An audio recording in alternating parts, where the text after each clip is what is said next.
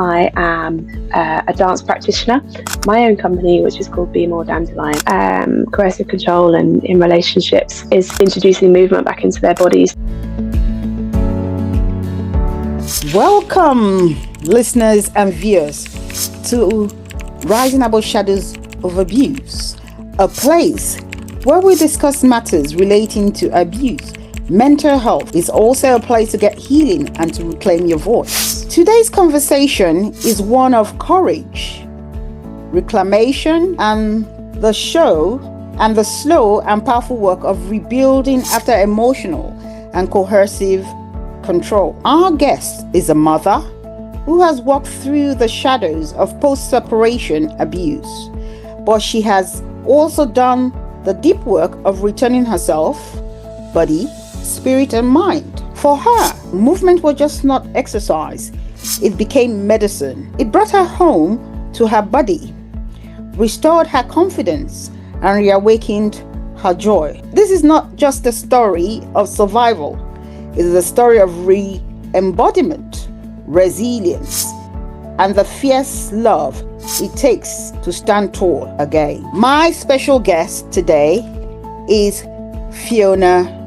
Bool, and I am Grace Ovba, the host for Rising Above Shadows of Abuse, RASA. Fiona is the founder of Be More Dandelion, a UK-based survivor-led CIC that supports individuals after domestic abuse through trauma-aware movement and community-based workshops. Welcome, Fiona. Hi Grace. Hi. It's nice to have you here. Oh, it's so good to be here. Thank you so much for having me. You're welcome. So we're going to start the ball rolling by asking, who is Fiona Bool?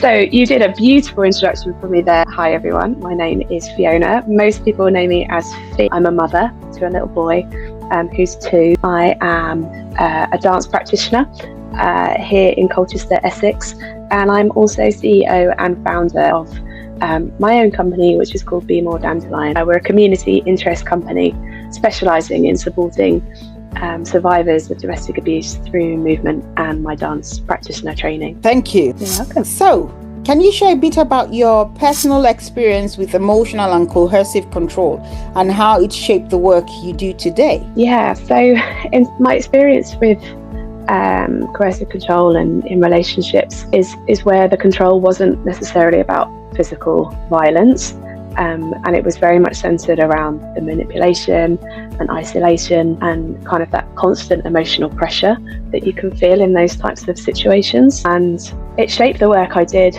because, I'll be honest, before I knew I was in those situations, I honestly thought that domestic abuse only came in a physical form, and kind of coming out the other side of that, realizing that it can take on many forms, many characters, many shapes, and the bruises, if you want to call them, can actually be invisible and they land in your mind and in your body. It's definitely shaped and steered the work that I do now, putting my dance training and movement training into practice to kind of support women to come back into safe spaces where they can reconnect with themselves, their bodies, and ultimately the choices that they make outside of the studio as well in their lives. How important introducing movement back into their bodies to create that safety can be for them. Thank you.